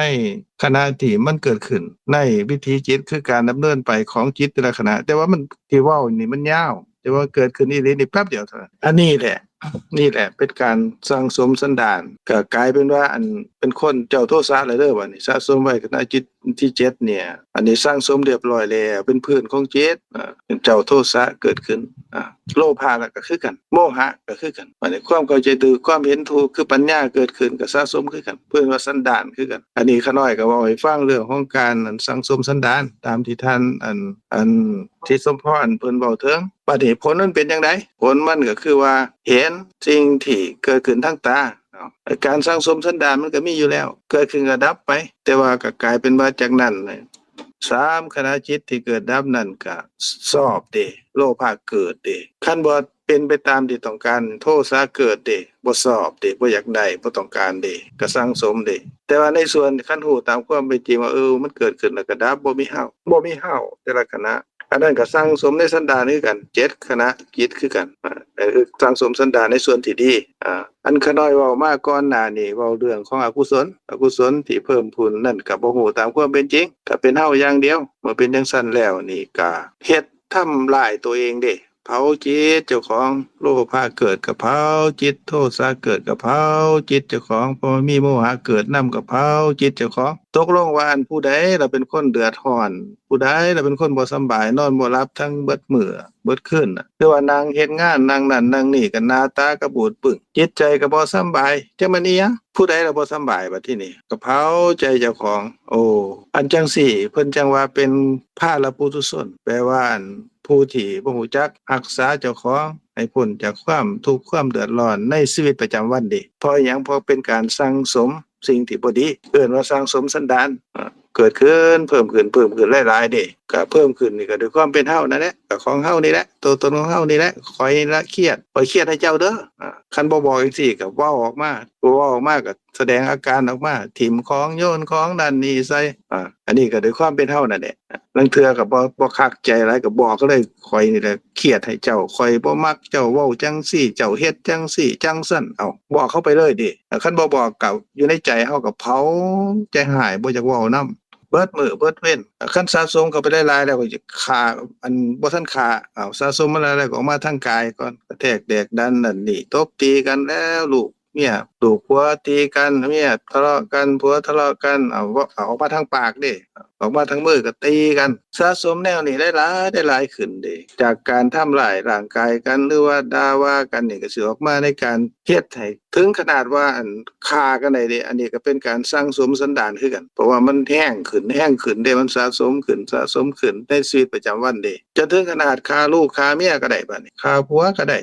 ฆ่าพ่อฆ่าแม่ฆ่าพี่ฆ่าน้องผู้มีพระคุณพระสงฆ์องค์เจ้าก็ได้คือกันเพราะหยังเพราะว่าโทสะมีกำลังเด้โทสะมีกำลังสั่งสมในสันดานนั่นแหละก็มีโมหะคืออวิชชานั่นแหละเกิดร่วมนำก็เลยไปเฮ็ดบาปเฮ็ดกรรมแล้วก็เศร้าหมองในชีวิตประจำวันในเบื้องต้นอยู่แล้วพอสั่งสมสันดานนั่นแหละไฟเกิดขึ้นเป็นจังซี่อันนี้เพิ่นว่าพาลปุถุชนเป็นทุกข์ในโลกนี้ในชีวิตประจำวันนำบางเทื่อบ่กินข้าวนำกันตัวบางเทื่อย่างนำกันก็บ่ได้เด้บางเทื่อก็ทำร้ายร่างกายกันหรือว่าอยู่นำกันก็บ่มีความสุขแล้วต่างคนต่างอยู่เครียดให้กันมาง้อมาแง่งไปแล้วจังซั่นเด้อันนี้เพิ่นว่าพาลปุถุชนเด้บัดนี้กัลยาณปุถุชนล่ะกัลยาณปุถุชนนี่ก็เป็นคนที่ฮู้ผิดฮู้ถูกเด้เป็นไปในส่วนที่เป็นกุศลแปลว่าฉลาดเด้ฉลาดก็ฮู้ว่าอันที่เขาเจ้าเฮ็ดเขาเจ้าแสดงออกกันผัวเฮาเมียเฮาลูกเฮาหลานเฮาลูกน้องเฮาก็ดีที่มันเฮ็ดมันเว้าจังซั่นจังซี่นั่นอันนั้นไฟไหม้มันตัวนั้นไฟกำลังเผาใจมันตัวนั้นมันทุกข์มันป่วยตัวนั้นน่ะเฮ็ดให้เฮาออกมาเห็นมันย่างก็ปึงปึงปังมันเว้ามันทิ่มของนั่นนี่อันบอกอันนี้หรือว่านางอันนี้นี่เรากำลังถูกไฟเผาใจแล้วตัวนี้เราป่วยเราเป็นพวกทำร้ายเป็นพวกที่เบียดเบียนเจ้าของเองตัวนี้เป็นจังซี่เฮาได้เห็นเด้คนป่วยคนบ่สำบายจังซั่นเฮาสิไปเครียดให้เขาอยู่บ่คนกำลังมีความทุกข์ความเดือดร้อนในใจเราก็ทุกข์หลายเนาะเผาใจแล้วก็ออกแสดงมาให้เฮาเห็นทางกายแล้วบอกให้เฮาฟังว่าเรากำลังเครียดกำลังขมกำลังมีความทุกข์เฮาก็เห็นอยู่แล้วมันทุกข์มันเผาใจมันบัดทีนี้สะสมหลายๆนั่นก็คันแม่นเจ้าตายไปนี่มันก็เนิ่งไปทางที่เขาเว้ากันน่ะเนิ่งไปทางอันนั้นน่ะทางไปอบายเด้เพราะว่าบ่มีสิ่งที่ดีงามเกิดกับใจเลย แต่ละมื้อแต่ละเว้นนี่มีตั้งแต่เฮาเขาสัตว์ทุกคนมีตั้งแต่ความเครียดความขมความหักความสร้างวุ่นวายกันจังซี่แล้วก็ตายได้บัดนี้ขณะจิตก่อนสิตายเกิดขึ้นไอ้พวกนี้มันสะสมไว้ก็คือต้นไม้มันก็เนิ่งไปทางนั้นแล้วนี่หากมันขาดปุ๊บมันก็สิไปทางใดล่ะก็ไปเกิดเป็นสัตว์นรกเป็นสัตว์เดรัจฉานเป็นเปรตเป็นอสุรกายเด้ไอ้ทุกข์ในชาตินี่ก็เต็มที่อยู่แล้ววันที่นี่ตายไปแล้วก็ไปทุกข์อีกโอ้ยเฮาฮู้ตามความเป็นจริงจังซี่นี่เฮาสิสิตนเขาบ่หรือว่าเฮาฮู้ตามความเป็นจริงจังซี่แล้วเห็นเขาเกลียดเขาขมเขาสั่งสมสันดานของเขากำลังเผาใจเผาจิตเขาอยู่นั่นก็ข้อยอยากได้เว้ยอันที่เจ้าเครียดเจ้าขมนั่นนี่เจ้าเว้าออกมาจังซี่นี่ข้อยก็ขอน้ำเจ้านี่ผสมผสานกันไปนำนี่ข้อยก็ด่าเจ้าคืนคือกันเจ้าตีข้อยก็ตีเจ้าคือกันน่ะเขาย่างไปบ่ถูกใจนั่นนี่เขาก็ว่าเขาอะเฮาฮู้อยู่แล้วว่าอันนั้นน่ะมันเป็นไฟเผาใจก็นำความทุกข์ความเดือดร้อนมาให้เขาเจ้าก็เป็นทุกข์อยู่แล้วเฮาไปขอเขาเจ้ามาเด้บัดนี้ไปขอผสมผสานกับเขาเด้ก็ซ้ำว่าจังไดก็ซ้ำว่าอันนั้นนี่เฮาฮู้อยู่แล้วว่ามันเป็นไฟเป็นความเดือดร้อนเฮาก็สิเอามาเผาตัวเฮาบัดนี้เผาแล้วบ่พอเด้นี่เผาแล้วก็เอาเสื้อมาเผาอีกคำว่าเสื้อก็หมายความว่าเฮาด่าเขาก็ด่าเฮาก็ได้เสื้อเพิ่มขึ้นเด้เขาตีเฮาก็ตีเขาโอ้เพิ่มขึ้นเรื่อยๆเรื่อยๆก็กลายเป็นว่าอันเฮาก็ฮู้อยู่แล้วว่ามันบ่ดีว่าเขากำลังป่วยเขากำลังมีความทุกข์ใจกำลังเป็นคนที่บ่ผิดกำลังเป็นคนผิดปกติอยู่บ่สำบายหลายเฮาก็เห็นอยู่แล้วเฮาก็ยังสิไปเอามาอยู่จังซี่ก็สิบ่เป็นสลาดบ่หรือสลาดหรือบ่สลาดบัดที่ในกรณีที่เขาเจ้าบ่เฮ็ดเขาเจ้าเฮ็ดบ่ดีจังซั่นความทุกข์ก็เป็นของเขาเด้ความเดือดร้อนใจก็เป็นของเขาการกระทำก็เป็นของเขาเฮาย้านเขาได้ลืมซั้นบ่ถ้าสมมุติว่าเฮาไปเฮ็ดตามเขาก็เป็นตามที่เขาน้อยเว้านั่นแหละไปพวกเดียวกันเลยรู้อยู่แล้วก็ว่าบ่ดีก็ยังไปเฮ็ดนำเขาอยู่เขาก็ตัวอย่างให้เฮาเห็นอยู่แล้วแสดงออกมาเอากิเลสเผาใจอันออกมาโซ่เฮามาอวดเฮาให้เฮาเห็นอยู่แล้วเฮาก็ยังสิไปเอามาอีกจังซี่ก็บ่เป็นการสลัดก็ซ้ำกันกับว่าเฮารู้อยู่แล้วว่ามันเป็นยาพิษเฮาจักได้ยาพิษมากินซะบ่ข้อยขอแหน่จะบ่ให้ข้อยเป็นญาติเจ้าเอามาเป็นของข้อยนำข้อยสิกินเป็นว่าญาติยาพิษมากินเด้กินยาพิษตายนำเขาเจ้าว่าซั่นเถาะย้านเขาเจ้าได้ลื่นเฮาก็เลยไปเอายาพิษมากินหรือว่าอันเห็นอันเขาเจ้าอันโตเต็มไปด้วยอันของสกปรกเต็มโตอยู่เฮาไปเห็นเฮาย้านเขาได้ลื่นซะบ่เฮาก็แล่นเข้าไปเอาไปกอดไปกุมไปตอดไปสู่ไปขอเขามาก็จังซั่นบ่หรือว่าเขาอันรถดูดซ่วมผ่านมาหน้าบ้านเฮาก็โอ๊ยเจ้าอย่าสิเอาไปเอามานี่มาผ่านหน้าบ้านข่อยเอามาเทลงหน้าบ้านข่อยนี่เอาเข้ามาเทนำกันนี่จังซั่นที่ถูกต้องบ่คันถูกต้องเฮาก็เฮ็ดตามที่เฮาเคยเป็นนี่แหละเฮาก็เฮ็ดบัดที่ในกรณีซึ่งเฮารู้อยู่แล้วว่าบ่ดีการบ่ดีการกระทำของเขาก็เป็นของเขาแต่ว่าในส่วนของเฮานี่เฮาเฮ็ดดีก็เป็นเรื่องของเฮาเดะการที่เฮาเคยเมตตากรุณาคำว่าเมตตาก็หมายความว่าปรารถนาให้บุคคลอื่นเป็นสุขมีความคิดคำว่าปรารถนาให้เป็นสุขนี่ก็แปลยากแต่ว่าเฮาเว้าความเข้าใจตามความเป็นจริงธรรมดาชาวบ้านเฮาก็คือว่าความรู้สึกจังใดจึงเอิ้นว่าเมตตาเมตตาก็หมายความว่าคำว่าเมตตานี่ภาษาบาลีนี่เพิ่นมาแปลงว่าเป็นมิตรเอาสระเอเป็นสระอิเป็นมิตรมิตรเพื่อนความรู้สึกเป็นมิตรความรู้สึกจังซั่นเป็นจังไดจึงเป็นเมตตาก็คือรู้สึกว่านี่อย่างน้องน้อยเนี่ยเป็นน้องความรู้สึกถ้านางทองเสียงมีความรู้สึกกับน้องจังไดคนอื่นเฮามีความรู้สึกจังซั่นกับเขาว่าโอ้นี่ก็น้องเฮาตัวนี้เลี้ยงเท่าแม่นี่เพิ่นก็เป็นแม่เฮาก็มีความรู้สึกจังไดกับแม่เฮาเพิ่นอยากให้เพิ่นเป็นสุขบ่มีความรู้สึกว่าเพิ่นเป็นแม่เฮามีความอบอุ่นมีความสบายใจบ่อย่างอันทานเสราลักษณ์หรือว่าทานสิสมพรนี่เพิ่นก็เป็นเอื้อยมีความรู้สึกว่าเพิ่นเป็นเอื้อยนะเป็นเอื้อยหรือว่าทานแหม่มเพิ่นก็เฮาก็ถือว่าเพิ่นเป็นเอื้อยเกิดมาพบกันชาติกันนี่เมื่อเกิดมาพบหนึ่งชาติหนึ่งนี่ได้เห็นการพบกันนี่ก็ชื่อว่าเป็นญาติเป็นพี่เป็นน้องกันทั้งหมดเด้เป็นหยังเป็นจังซั่นจังใดก็ตามแม่นบ่เป็นโดยสายเลือดก็เป็นโดยอันความเกิดมาพ้อกันในภพนี้ชาตินี้มีความเกิดมีความแก่มีความสุขมีความทุกข์เกิดแก่เจ็บตายด้วยกันทั้งหมดคือว่ากำลังย่างเดินทางไปในวัฏฏะนี่ก็เป็นพี่เป็นน้องกันได้พบกันเห็นกันความที่พวกเฮามีความรู้สึกว่าเป็นญาติเป็นพี่เป็นน้องผู้อายุรุ่นราวคราวเดียวกับพ่อกับแม่เฮาก็รู้สึกว่าเพิ่นเป็นพ่อเป็นแม่เฮาผู้ที่มีรุ่นราวคราวเดียวก็มีความรู้สึกว่าเป็นเพื่อนเป็นหมู่เฮาเด้ ผู้ที่มีอายุรุ่นราวคราวเดียวกับปู่ย่าตายายลุงป้าน้าอาเฮาก็มีความรู้สึกว่าเพิ่นเป็นจังซั่นเป็นของเฮาเองอะลุงป้าน้าอาปู่ย่าตายายเฮาผู้ที่รุ่นราวคราวเดียวกับน้องเป็นลูกเป็นหลานหรือว่ารุ่นใดก็แล้วแต่เฮามีความรู้สึกจังซั่นต่อกันคือปรารถนาดีต่อกันน่ะเฮาปรารถนาดีต่อพ่อต่อแม่พี่น้องญาติพี่น้องเฮาจังใดนี่ร่วมสายโลหิตจังใดความรู้สึกจังซั่นก็เกิดขึ้นอันนี้เนี่ยเพิ่นเอิ้นว่าความเมตตา คือมีความปรารถนาดีต่อกันโดยใจที่ดีงามจังสันปรารถนาให้เป็นสุข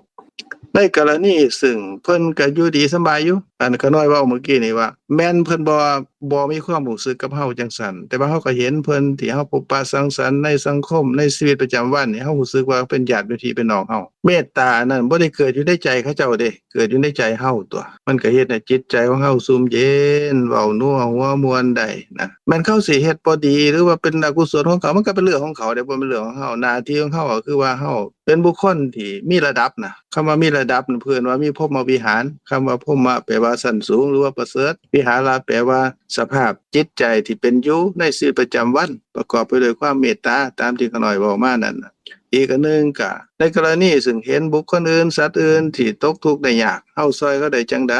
เฮามีความปรารถนาที่ให้เขาพ้นทุกข์แม่นเฮาช่วยเขาบ่ได้ใจเฮาก็ปรารถนาให้พ้นทุกข์แต่ว่าบ่แม่นกรณีซึ่งเฮาเศร้าโศกเสียใจนำเขาเด้เฮาช่วยเขาได้โดยอันจังใดเฮาก็ช่วยเขาตามสมควรช่วยบ่ได้เฮาก็มีอุเบกขาเด้ว่ามีกรรมเป็นของตนอันนั้นก็เป็นอุเบกขาก็เป็นพรหมวิหารก็สภาพธรรมที่เฮ็ดให้จิตใจของเฮานี่สูงในกรณีซึ่งกรุณาที่เขาน้อยว่านี่นะเฮาช่วยเขาได้ด้วยน้ำด้วยข้าวเฮาก็ช่วยด้วยสิ่งด้วยของเล็กน้อยก็ช่วยบ่ได้เฮาก็ช่วยด้วยคำเว้าที่ถูกหูคำเว้าที่ดีๆด้วยความคำเว้าที่เว้ากับญาติกับพี่กับน้องนั่นแหละด้วยความเมตตานั่นแหละแต่ว่าเฮาช่วยเขาได้เขาตกทุกข์ได้ยากเขาขอเงินทองนั่นเฮาก็ช่วยได้ก็ตามกำลังก็ตามสมควรเด้เฮาก็ช่วยก็ตามนี้จิตใจจังซี่นี่เป็นจิตใจของคนที่มีระดับเป็นจิตใจของคนชั้นสูงเพิ่นว่าเป็นกัลยาณปุถุชนเด้อันนี้ก็ชื่อว่าเป็นพรหมบุคคลนี่เป็นบุคคลที่มีจิตใจในระดับสูงเพิ่นว่าพรหมวิหารในขณะจิตในขณะนั้นน่ะบัดที่นี่อันที่เขาน้อยเว้ามานี่ก็หมายความว่าจังไดหมายความว่าเป็นคนอื่นเขาสิเฮ็ดบ่ดีก็ตามเว้าบ่ดีก็ตามเฮาอย่าสิไปอย่าสิไปวันซ่อนว่อนใจนำเขาอย่าสิไปอยากได้นำเขาก็หมายความว่าเป็นเรื่องของเขาในกรณีของเฮาก็คือว่าจิตใจของเฮาเป็นกุศลได้จังไดเมตตาได้จังไดกรุณาได้จังไดกรุณาคือตอนนั้นเขากำลังป่วยหลายกำลังตกทุกข์ได้ยากหลายใจเขากำลังถูกเผาเขาแสดงออกมาให้เฮาเห็นเอากิเลสที่มีในใจเขานั่นน่ะคำว่ากิเลสแปลว่าความเศร้าหมองความป่วยในใจของเขาออกมาอันแสดงให้เฮาเห็นได้เว้าให้เฮาฟังบ่มีเจตนาเว้าให้ฟังมันก็เว้าไปตามภาษาเขาแหละแต่ก็อยากให้เฮาได้ยินหรือว่ากระเทศกระแทกแดกดันนั่นนี่แสดงออกมาทางกายเขาก็บอกอยู่แล้วแสดงให้เฮาเห็นอยู่แล้วเขาเอาอันสิ่งที่บ่ดีบ่งามมาอวดเฮาอยู่แล้วเขาก็ฮู้อยู่แล้วพอฮู้แล้วนี่ก็ฮู้ว่าเขาเป็นคนป่วยฮู้ว่าเขากำลังมีความทุกข์เฮากรุณาเขาเด้กรุณาเป็นตาสิตนเนาะเอามีน้ำก็ให้เขามีข้าวก็ให้เขาเฮาอยากให้จังได๋ก็ให้บ่อยากให้เฮาก็เฉยๆก็แล้วแต่ในส่วนเหล่านี้เฮาบ่ต้องไปเอามาอันที่เขาน้อยเว้านี่มันก็ง่ายเด้แต่ว่าเฮาต้องพิจารณาให้เห็นตามความเป็นจริงว่าอันสิ่งเหล่านั้นนี่ความบ่ดีก็เป็นของเขาเด้เฮาอย่าอยากไปได้เฮาอย่าอยากไปอยากได้อย่าไปญาติเอามาเป็นของเฮาแต่ว่าซุมื้อนี่เฮาบ่ฮู้ตามความเป็นจริงเด้กลายเป็นว่าเฮาไปญาติเอามาตัวกลายเป็นว่าเฮาเห็นเขาเจ้ายากย่านเขาได้ลื่นเด้เฮาก็ไปเอามาสะสมมันสิถูกบ่สมควรบ่อันในกรณีสมมุติว่าเฮาทำมาหากินเก็บเงินเก็บทองนั่นนี่ปัจจัย4เฮาก็มีสมบูรณ์บริบูรณ์เฮาไปพ้ออีกคนหนึ่งเขาบ่ทำมาหากินอีหยังแต่ว่าเขาก็ตกทุกข์ได้ยากนะจมว่าตกทุกข์ได้ยากจังซั่นจังซี่จังซั่นก็ว่าไปแล้วพรรณนาให้เฮาฟังหรือว่าเฮาเห็นเฮาฮู้จังซั่นแล้วว่ามันบ่ดีแนวนั้นบ่ดีเฮาก็สิเซาทำมาหากินซะบ่เฮาสิย้านเขาเจ้าทุกข์ยากลื่นเฮาก็เลยเลิกทำมาหากินเลิกเก็บเงินเก็บทองก็สิไปเป็นคือเขาก็ซ้ำเหมือนเขาว่าเขาเจ้าตกทุกข์ได้ยากอยู่แล้วเฮาเห็นเขาโทสะเกิดโลภะเกิดมีโมหะมีพยาธิเกี่ยวกับกิเลสนี่น่ะเผาใจเขาอยู่เฮาก็สิบ่เฮ็ดความดีซั่นบ่สิบ่มีเมตตาบ่มีกรุณาบ่สร้าง คำว่าสันดานที่ว่าสะสมจิตในชาวนาวิถีก็หมายความว่าในการสั่งสมในแต่ละขณะจิตที่เกิดขึ้น7อย่างที่เขาน้อยเว้าให้ฟังในส่วนที่เมตตากรุณาเกิดขึ้นนี่มันก็สะสมในใจก็7เทื่อคือกันเด้เปิ้นว่าสันดานสั่งสมสันดานให้เพิ่มขึ้นในส่วนที่ดีเด้เฮาเห็นเขาเจ้าเฮ็ดซั่วเฮาก็สิไปขอเอามาเพิ่มอันเฮาก็สิบ่เฮ็ดในสิ่งที่ดีซั้นบ่อันนี้ก็เป็นข้อคิดอันหนึงที่เขาน้อยเว้าให้ฟังบัดทีนี้มันมีกรณีว่าอันที่เขาน้อยเว้าเนี่ยมันก็เว้าง่ายแต่มันก็เฮ็ดยากเป็นหยังจึงเป็นจังซั่นวิธีการพระพุทธเจ้าเพิ่นเฮ็ดจังไดในกรณีซึ่งมีคนมาร้ายเพิ่นมาร้ายมาด่าเพิ่นขนาดพระพุทธเจ้ายังมีคนมาร้ายมาด่าเพิ่นเด้เครียดให้เพิ่นน่ะอันนี้เขาน้อยก็บ่เว้าหลายดอกก็เว้าแต่ว่าสรุปจังซี่ว่ามีคนเครียดให้เพิ่นแล้วก็มาด่าเพิ่นวิธีการเพิ่นก็ฟังเด้เพิ่นก็บ่โต้บ่ตอบอิหยังเจ้าอยากเว้าก็เว้าไปเจ้าสิบ้าจั่งใดก็บ้าไปบ่เป็นเรื่องของเพิ่นเด้เพิ่นก็ฟังไปเว้าไปแล้วมาแล้วเมื่อยตัวล่ะเมื่อยไปห่วยโอ้เว้าจั่งใดเพิ่นก็บ่ตอบบ่โต้อิหยังนี่บ่มีแนวคำสิด่าสิเว้าแล้วนี่อ้าวก็ไปถามเพิ่นได้ว่าโอ้ยข้าน้อยด่าปานนี้เป็นพระองค์จังได๋จังบ่เครียดบ่ขมเนาะบ่ตอบบ่โต้อิหยังเพิ่นก็ตรัสว่าอันที่เจ้าเว้ามานั่นน่ะเป็นข้อยเว้าหรือเจ้าเว้าเอ้าข้าน้อยเว้ามันเกิดขึ้นจากจิตใจของเจ้าบ่พอใจมันใจของอาตมาหรือใจของโยมล่ะอ้าวโอ้ยของข้าน้อยเองนี่แหล้วถามเจ้าแหน่อันคันแขกคนไปบ้านเจ้าจะเอาข้าวปลาอาหารน่ะมาต้อนรับเขาอะน่ะคันเขาบ่กินน่ะข้าวปลาอาหารนั่นสิเป็นของผู้ใดก็กราบทูลเพิ่นว่าโอ้ยก็เป็นของข้าน้อยล่ะแหน่ข้าน้อยที่เจ้าเว้ามาทั้งหมดนั่นก็เป็นความชั่วของเจ้าความบ่ดีของเจ้าเจ้าก็เอาไปคือเก่าเด้อเป็นของเจ้าคือเก่าแต่ว่าบ่แม่นของอาตมาดอกอาตมาบ่ได้รับเด้ออันอาจารย์กาญจนาเพิ่นบอกว่าตถาคตแต่ว่าข้าน้อยก็แปลออกมาว่าอันอาตมาธรรมดานี่แหละก็อาตมาธรรมดาแต่ว่าอันคันเพิ่นแสดงเพิ่นสนทนากับอันพราหมณ์ผู้นั้นเพิ่นว่าตถาคตนะกับถอดภาษามาเป็นภาษาเฮาว่าอันอาตมาเข้าใจกันง่ายๆบัดทีนี้เราก็เลื่อมใสเด้ว่าโอ้เห็นจริงตามที่เพิ่นเว้าเราก็เลยขอบวชแล้วเราก็บรรลุความเป็นพระอรหันต์เด้อันตัวอย่างที่ขาน้อยเว้านี่เฮาถอดความมาได้ว่าจังไดอันที่หนึ่งก็คือว่าคันเฮาเห็นเขาเครียดเขาขมอยู่นั่นน่ะคันเขามาจมมาด่าให้เฮาหรือว่ามาเว้าโอ้ยเว้าให้เมียจอมให้หรือผัวจอมให้จักมันเครียดมันขมอิหยังจักถูกจักผิดเว้าอยู่ซั่นแหละสมมุติว่าเฮาไปเถียงกันอีกบัดทีนี้ต่างคนต่างเถียงกันแฮงส่ำเอาอันฟืนไปใส่ในไฟได้ก็ลุกขึ้นท่วมขึ้นเรื่อยๆผัวก็เครียดขมเพิ่มขึ้นเฮาก็เครียดขมเพิ่มขึ้นผิดกันด่ากันบักใหญ่ได้บัดนี้อาจบ้านแตกแสลกขาดก็ได้คันเอาคันบ่ด่ากันนี่เครียดหลายก็ลงมือกันได้ตบตีกันโน่นนี่นั่นก็เอาคันอยู่นำกันได้ก็อยู่ไปอีกเป็นจังซี่มีแต่ความทุกข์ในกรณีจังซี่นี่แปลว่าจังไดแปลว่าคันแม่นเฮาไปตอบโต้เขามันก็สิเป็นการเติมฟืนเข้าไปอีกเป็นเอาน้ำมันไปราดอีกเพิ่มขึ้นอีกอันนี้ความโกรธเพิ่มขึ้นเด้เป็นการเพิ่มขึ้นแล้วสิเฮ็ดจังไดในกรณีที่พระพุทธเจ้าเพิ่นแสดงให้เฮาเห็นนี่เราเครียดเราขมจังไดก็ให้เราเว้าไปอยากเว้าไปจนเราเมื่อยจนเราบ่มีแนวสิเว้าแล้วนะจากนั้นคันเฮาสิชี้แจงเฮาสิเว้าเฮาก็เว้าด้วยความเมตตาเด้ว่าแต่ก่อนเฮาก็เคยรักเคยหอมกันมาเนาะตั้งแต่เป็นสาวเป็นบ่าวก็นำกันไปคุยกันนั่นโอ้ยสิกินข้าวกินน้ำก็บ่ให้จับแล้วก็คอยเอามาจับให้เอามาป้อนให้ก็มีอยู่ไกลๆก็หยิบมาให้เฮาก็รักกันแพงกันเนาะบางคนก็จีบกันตามมันเฮ็ดความดีนำกันตั้งโดนบัดทีนี้อั่นเป็นจังได๋จังสิมาเครียดมาขมให้กันจังซี่มันเป็นจังได๋เว้าให้ฟังแหน่ก็จังสิได้ปรับความเข้าใจกันเด้ก็หมายความว่า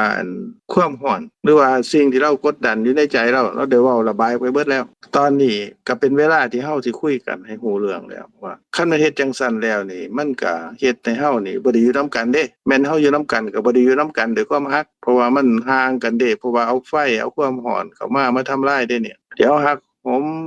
อมกันอยู่นำกันน่ะร่วมตนเป็นร่วมเป็น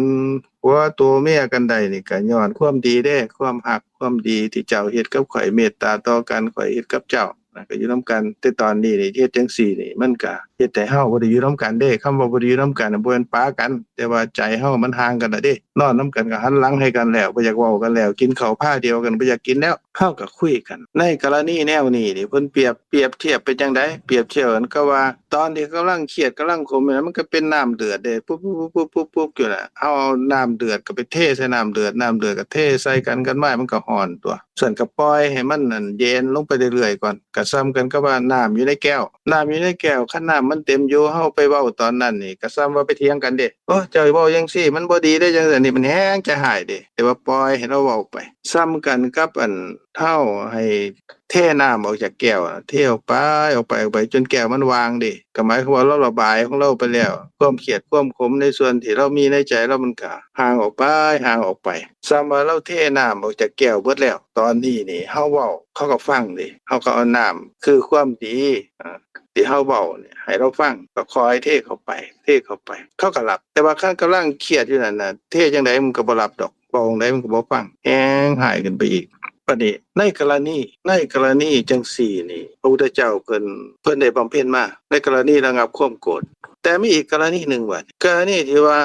เฮาฟังเท่าใดก็คิดว่าเฮายอมคิดว่าเฮารับผิดแฮงเครียดแฮงเว้าแฮงจมแฮงนั่นแฮงนี่ขึ้นไป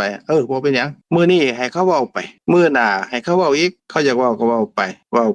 ว้าจนบ่มีแนวสิเว้านั่นแหละบัดนี้เฮามีโอกาสเฮาก็จังเว้าอันนี้หมายความว่าจังไดหมายความว่าบางคนน่ะการสั่งสมสันดานเขานี่เขาก็คิดอีกแบบหนึ่งว่าคันเฮาบ่ต่อสู้บ่นั่นบ่นี่เขานี่เป็นว่าเฮายอมนะเป็นว่าเฮายอมคันเฮาลุกขึ้นต่อสู้อ้าวยอมเฮาได้บัดนี้บ่กล้าเว้าบ่กล้าด่าโน่นนี่ย้านเฮาขึ้นมาอีกอ้าวอันกรณีแนวนี้มันเป็นจังไดก็หมายความว่าความอดทนเฮาต้องพอเพียงหมายความว่าขันติและเมตตาความรู้สึกเป็นญาติเป็นมิตรนี่มีกำลังพร้อมขึ้นแล้วก็ขันติคำว่าขันตินั้นเมตตาเกิดขึ้นก็ได้ชื่อว่าขันตินั่นแหละก็บ่มีโทสะเกิดนั่นแหละขันติกับเมตตานี่เป็นสภาพธรรมเดียวกันเด้แต่ว่าชื่อต่างกันความอดทนเฮาต้องเพียงพอในการที่หนึ่งฟังเขาเว้าฟังเขาเว้าฟังเขาจมจนเขาบ่มีแนวสิจมแล้วเขาใจดีแล้วเขาจังเว้ากับเขาจังสี่จังแจงในเหตุในผลอันที่สองกรณีซึ่งว่าเฮาเงียบอยู่นั่นแฮงโมโหโทโสขึ้นมาแฮงบังคับนั่นนี่เฮาก็ต้องอดทนให้พอคือกันในกรณีที่เมื่อเข้าใจดีแล้วเฮาก็จังเว้าจังสี่จังแจงให้ฟังโดยเหตุโดยผลก็ตามลำดับที่ขาน้อยเว้ามานี่ก็หมายความว่าจังไดก็หมายความว่าเมตตาก็ต้องประกอบไปด้วยความเพียรความพยายามเมตตาเกิดขึ้นนั่นแหละก็คืออดทนเพียงพอคันบ่เพียงพอปุ๊บมันก็บ่จบให้มันจบไปก่อนจบไปแล้วเฮาจังสี่จังแจงในส่วนที่เป็นสิ่งที่ถูกต้องดีงามอันนี้เป็นวิธีการพระพุทธเจ้าเพิ่นได้บำเพ็ญมาเพิ่นมีตัวอย่างที่สอนพวกเราในเรื่องของการที่ระงับความโกรธเฮาระงับความโกรธได้ทันทีได้จังไดวิธีการระงับความโกรธของผู้อื่นในทันทีความบ่พอใจผู้อื่นในทันทีนั่นคือเฮาเงียบฟังจนเขาเจ้าเว้าบ่มีแนวสิเว้าแล้วเฮาฮู้แล้วว่าเขาเทน้ำออกจากแก้วแล้วเขาอารมณ์ที่โกรธอารมณ์ที่บ่พอใจมันเบิดไปแล้วช่วงนั้นเฮาจังสิแจงเขาอันนี้ขาน้อยก็เคยใช้มาคือกันเดะสมัยขาน้อยอยู่วัดนั่นขาน้อยก็เป็นหัวหน้าเขาเนาะก็มีลูกศิษย์วัดหลายลูกศิษย์วัดก็ธรรมดาเนาะเขาเจ้าเป็นฆราวาสก็เป็นวัยรุ่นก็พากันไปเตะตะกร้อหม้องนั้นหม้องนี้หม้องโน้นก็มีคนไปฟ้องเจ้าอาวาสเด้ว่าโอ้ยลูกศิษย์กูบ่งบนี่แหละมาเตะตะกร้อเตะฟุตบอลอยู่มุมนั้นมุมนี้เฮ็ดให้เป็นเข้าของเขาอันนั้นอันนี้ถูกคนถูกนั่นถูกนี่เขาย่างไปย่างมาก็ได้รับความลำบากเลยเจ้าอาวาสเพิ่นก็จักหายเด้เพิ่นเอิ้นขาน้อยนี่ได้ไปหาเพิ่นน่ะไปฮอดเพิ่นก็ใส่เลยเพิ่นก็ว้าวจมให้จังซั่นจังซี่จังซนจังซั่นก็จมไปขาน้อยก็นั่งฟังเด้คิดในใจว่าโอ้จังได๋น้อนี่จังสิมาหาจมหาวายกันเนาะอยู่ดีๆก็ดีๆอยู่แล้วว่าที่นี่คือจังมาหน้าตาเป็นจังซี่คือจังเว้าแนวนี้โอ้แต่สิตนเพิ่นเนาะหลวงพ่อนี่เพิ่นเจ้าอาวาสนี่ขาน้อยก็นั่งฟังเพิ่นจมเด้เพิ่นก็จมไปเลยเว้าไปเลยโน่นนี่นั่นจนเพิ่นเมื่อยเพิ่นเมื่อยแล้วก็สังเกตว่าเมื่อยแล้วบ่มีแนวสิเว้าแล้วขาน้อยก็โอ้ยขาน้อยขออนุญาตบาดคำเด้ออันที่พระเดชพระคุณเว้ามาทั้งหมดนั้นคันเป็นแนวนั้นมันก็สมควรแก่การเว้าแนวนั้นอยู่แต่ว่าตามความเป็นจริงแล้วมันบ่แม่นลูกศิษย์ขาน้อยเด้มันคนไทบ้านทั้งข้างๆนี่เขาเจ้ามาเตะฟุตบอลเตะตะกร้อเขาก็บ่ฮู้เขาเจ้าก็มาเว้าจังซี่ขาน้อยก็ขออนุญาตบาดคำชี้แจงในโอ้จังซั่นบ่ว่าซั่นโอ้ยเอาๆบ่เป็นหยังเพิ่นก็ดีเด้ล่ะเพิ่นก็บ่เครียดบ่ขมให้เด้อันนี้ค่ะขาน้อยยกตัวอย่างให้ฟังซื่อๆนะก็ไปพิจารณาเองก็แล้วกัน โอ้นี่16นาทีแล้วขอน้อยขออนุญาตอีกจักหน่อยหนึงเด้อคือว่าเมื่อวานจบเด้มันมีโจทย์หลายอันท่านน้องน้อยน่ะน้องน้อยเพิ่นเว้าเปรียบเทียบเป็นปริศนาธรรมที่ลึกซึ้งเด้แต่ว่าท่านนางทองเสงผู้เป็นเอื้อยเพิ่นก็อธิบายแล้วล่ะอธิบายลึกซึ้งหลายขะน้อยก็อนุโมทนาเลื่อมใสนำเพิ่นเข้าอกเข้าใจในธรรมะแล้วก็ซอ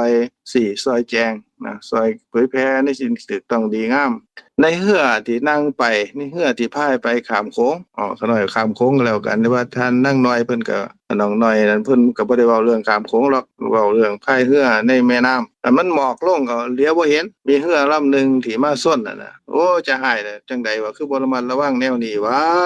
มาเฮ็ดให้เกิดความเสียหายได้นี่มันคันเรือล่มนี่ข้อยก็ตายได้นี่หรือบ่ตายก็เกิดอุบัติเหตุแนวนี้เรือข้อยแตกหรือว่าถูกโตข่อยก็อาจสิเกิดอุบัติเหตุก็ได้โอ้สิจัดการมันผู้ใดมันคือจังพายเรือบ่เบิ่งตาม้าตาเรือแนวนี้มาหาส้นกันพอแจ้งวางออกคือเอาหมอกมันวางออกเดี๋ยวไปเบิ่งอ้าวมันเรือเป่าตัวนี้มันห้อยมาส้นนี่อ้าวคนบ่มีตัวนี้คนบ่มีก็ความเครียดน่ะความโกรธก็ลดลงอันนี้ท่านั้นต้องเสมันก็อธิบายว่านั่นน่ะบ่มีเขามีแต่เฮาก็เครียดตอนแรกว่ามีหยังมาส้นเฮาปะเฮาฮู้ตามความเป็นจริงแล้วว่าก็มันเรือเป่ามันก็มาตามน้ำมันตามธรรมดาก็ความเครียดความโกรธก็ลดลงย่างขึ้นไปถึงดาดฟ้าเอาหัวไปส้นบันไดบ่มีคนเฮ็ดให้ตัวเนี้ยก็ตอนแรกก็เครียดอยู่ใจหายอยู่แต่ว่าฮู้ว่าบ่มีคน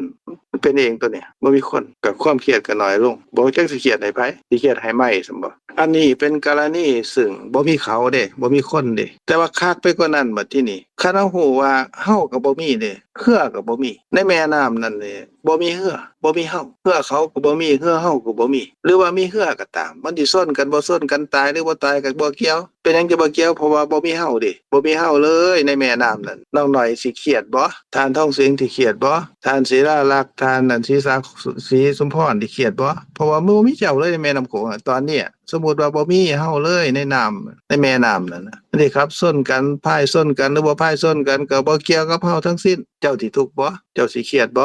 โดยสภาพตามความเป็นจริงนั้นบ่มีเฮาเลยเขาก็บ่มีเฮาก็บ่มีมิตรก็บ่มีศัตรูก็บ่มีเพราะเฮาก็บ่มีเพื่อเขาก็บ่มีเพื่อเฮาก็บ่มีเพราะว่ามีแต่ความว่างเปล่าเป็นหยังจะเป็นจังซั่นแต่ละขณะเดียวนี้โทสะเกิดก็ดี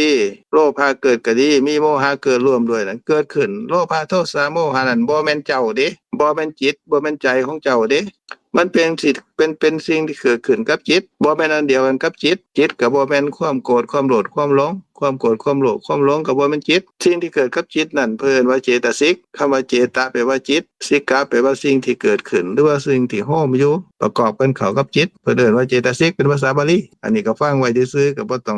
องกังวลวิตกดอกว่ามันคำยากแต่ว่าก็เป็นภาษาของเพิ่นน่ะภาษาเฮาก็แปลว่าสิ่งที่เกิดกับจิตสิ่งที่เกิดกับจิตก็บ่แม่นจิตก็บ่แม่นสิ่งที่เกิดกับจิตสิ่งที่เกิดกับจิตก็คือโลภะหรือโทสะนั่นน่ะพอมีโมหะเกิดนำน่ะก็เป็นสิ่งเกิดกับจิตแล้วก็โลภะโทสะโมหะแล้วก็จิตเกิดนำกันหัวลมเดียวกันเกิดพร้อมกันแล้วก็ดับพร้อมกันก็บ่เหลืออยู่เด้หลักการจิตกับเจตสิกนี่บ่แม่นอันเดียวกันแล้วจิตกับเจตสิกนี่ก็อาศัยรูปเกิดเด้รูปเป็นที่เกิดของจิตเปิ่นว่าวัตถุ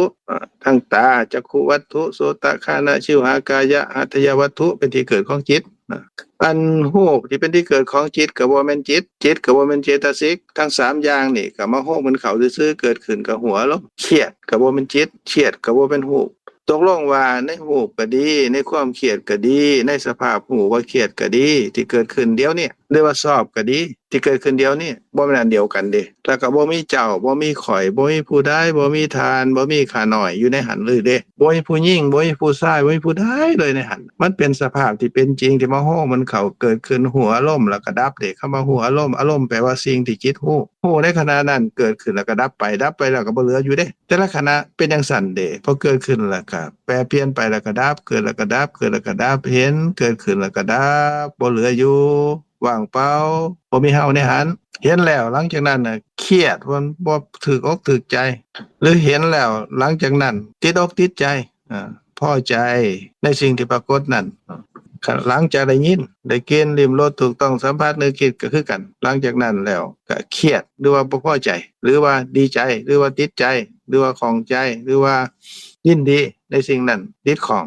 เอิ้นว่าโลภะบ่พอใจเอิ้นว่าโทสะมีโมหะเกิดนำนี่แหละนะอันนั้นเกิดขึ้นแล้วก็คือกันบ่แม่นเฮาบ่มีเฮาในหันเลยเด้เกิดขึ้นแล้วก็ดับเด้บ่เหลืออยู่เด้ตกลงว่าอิหยังเกิดขึ้นก็ดับดับแล้วสิมีเจ้าบ่มีข่อยบ่มีทานบ่มีขาน้อยบ่มีแต่สภาพว่าสภาพที่เป็นจริงจังซั่นเพิ่นว่าสภาพธรรมเห็นเกิดขึ้นก็ดับไปชอบบ่ชอบถูกใจบ่ถูกใจเกิดขึ้นแล้วก็ดับไปได้ยินเกิดขึ้นก็ดับไปชอบหรือบ่ชอบเกิดขึ้นแล้วก็ดับไปได้กินเกิดขึ้นแล้วก็ดับไปหลังจากนั้นชอบหรือบ่ชอบก็เกิดขึ้นแล้วก็ดับไปโอ้รสทางลิ้นเกิดขึ้นแล้วก็ดับไปหลังจากนั้นชอบหรือบ่ชอบก็ดับบ่เหลืออยู่อันเฮาไปกินข้าวน้ำแซ่บเกิดขึ้นแล้วก็ดับไปถูกใจ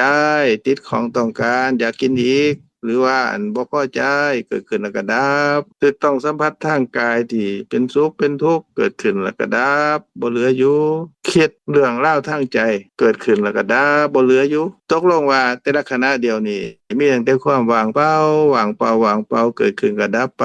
ดับไปดับไปบ่มีหยังเหลืออยู่มีแต่แจ้งจังปางคืออากาศนี่เด้ความว่างเปล่าคืออากาศจังปางนี่แหละบ่มีหยังในหันเลยแม่นเห็นเกิดขึ้นก็แจ้งจังป้างก็ดับไปเด้เบิดไปแล้วแจ้งจังป้างสอบบ่สอบก็แจ้งจังป้างคือกันก็ดับไปคือกันตกลงว่าแต่ละขณะนี่ขณะที่เห็นได้ยินได้กินลิ้มรสถูกต้องสัมผัสทางตาทางหูทางจมูกทางลิ้นทางกายทางใจแล้วก็หลังจากนั้นสอบบ่สอบเกิดขึ้นก็บ่มีเจ้าบ่มีข่อยเด้บ่มีเหือของเจ้าบ่มีเหือของข่อยบ่มีข่อยอยู่ในเหือบ่มีเจ้าอยู่ในเหือเด้มีแต่ความว่างเปล่าตัวคันหูตามความเป็นจริงจังซี่นี่เพิ่นว่าปัญญาแปลว่าหูทั่วทุกทางเลยทางใดทางตาทางหูทางจมูกทางลิ้นทางกายทางใจ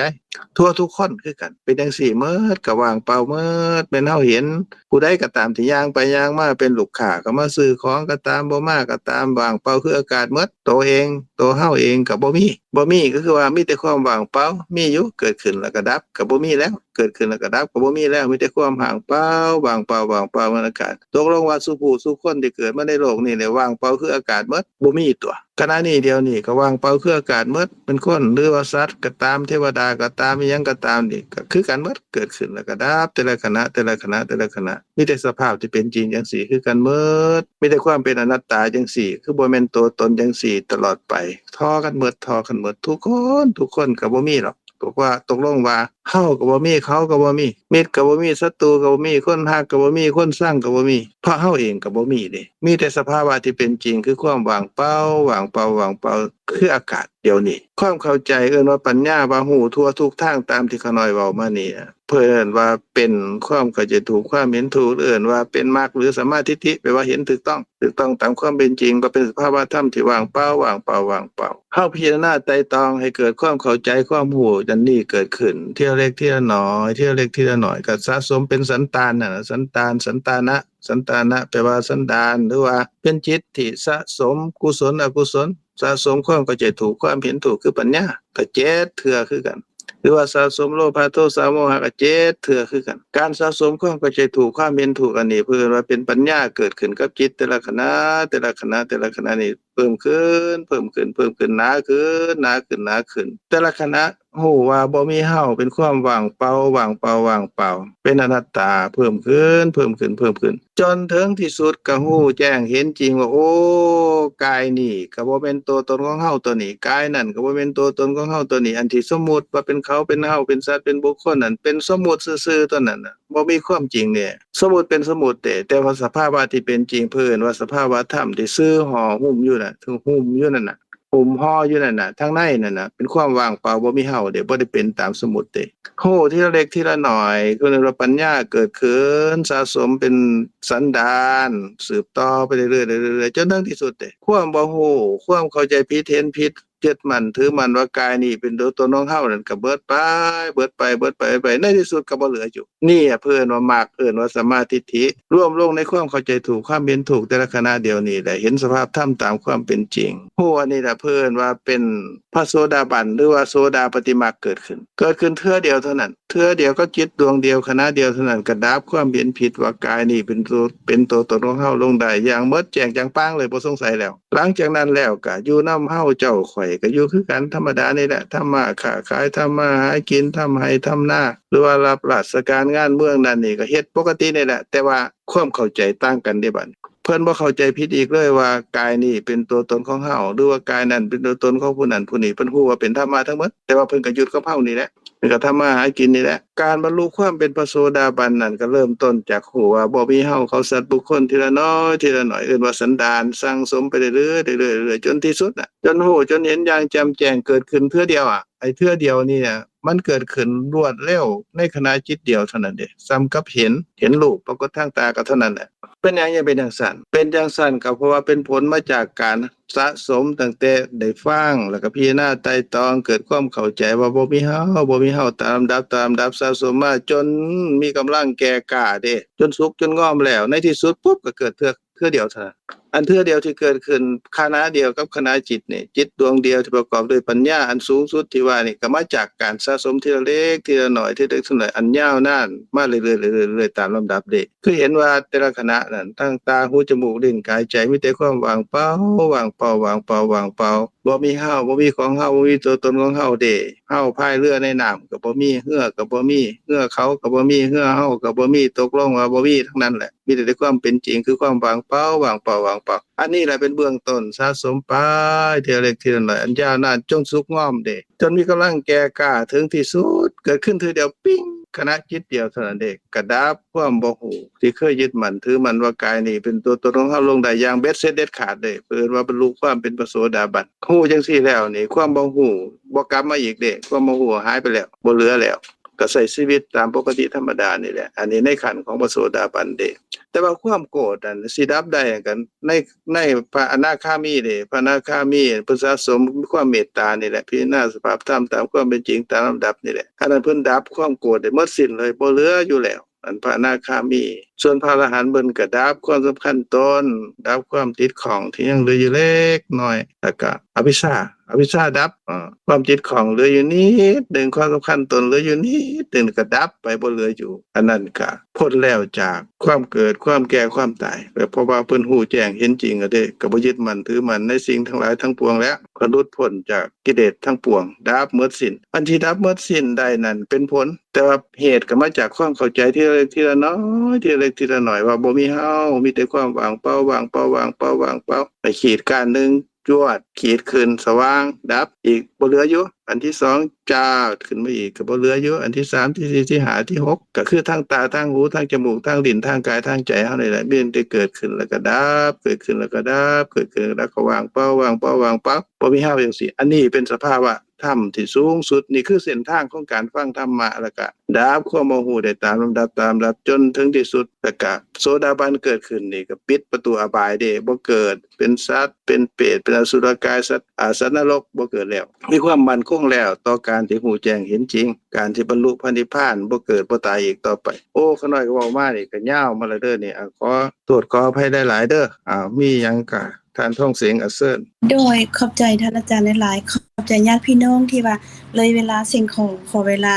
ขออนุญาตนำญาติพี่น้องอีเด้ออันท่านอาจารย์ที่อาจารย์กล่าวมาน่ะม่วนอ่อนซ้อนหลายท่านอาจารย์เพราะมันเป็นความจริงเด้เนาะเป็นสิ่งที่มีจริงที่พระพุทธเจ้าตรัสไว้ละท่านอาจารย์ก็เอามากล่าวนะ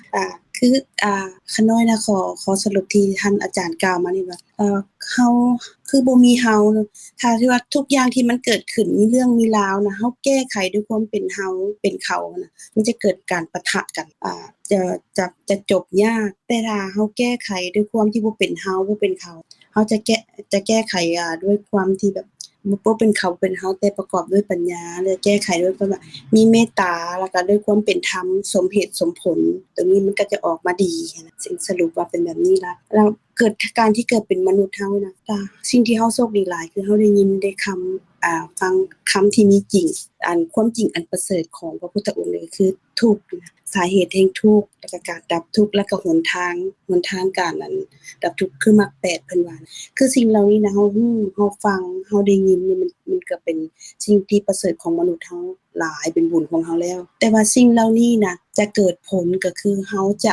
เอาตัวที่เฮาได้ยินได้ฟังมานี่มาไต่ตองคือการที่สนทนานี่ก็เป็นมง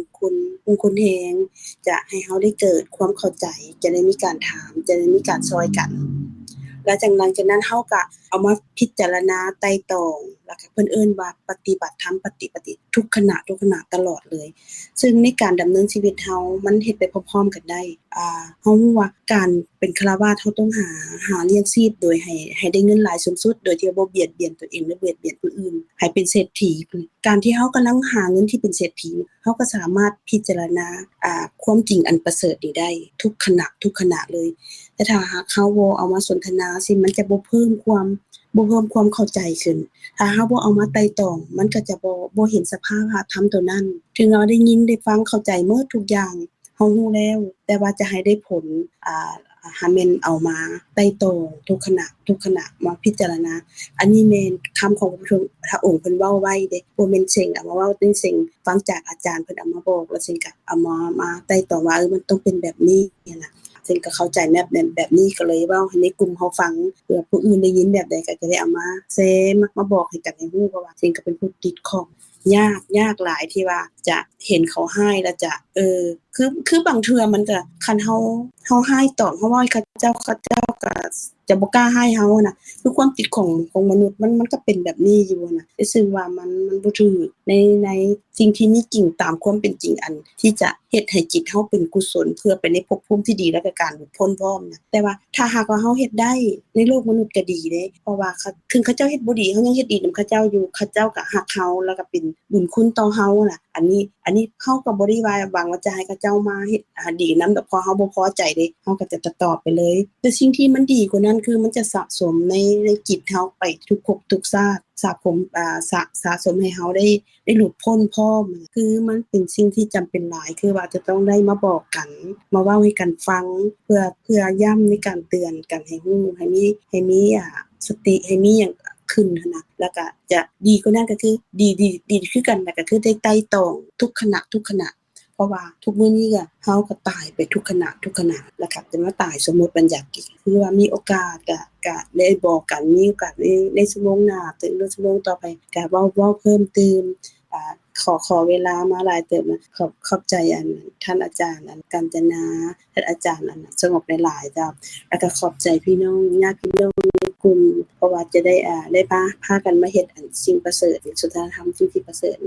ท้ายนี้ก็ขอให้เอ้ยใหญ่ค่ะสาครเนาะแผ่เมตตาเนาะเนาะเจ้ากราบขอบพระคุณและก็อนุโมทนากับท่านอาจารย์ทั้งสองท่านอาจารย์สงบอาจารย์กาญจนาเนาะแล้วก็พี่ๆน้องๆทุกท่านน้องเสงน้องน้อยน้องศิสมพรที่ได้มาให้พวกเราได้เกิดการเจริญกุศลโดยการได้ฟังธรรมะได้ยินได้ฟังในสิ่งที่ดี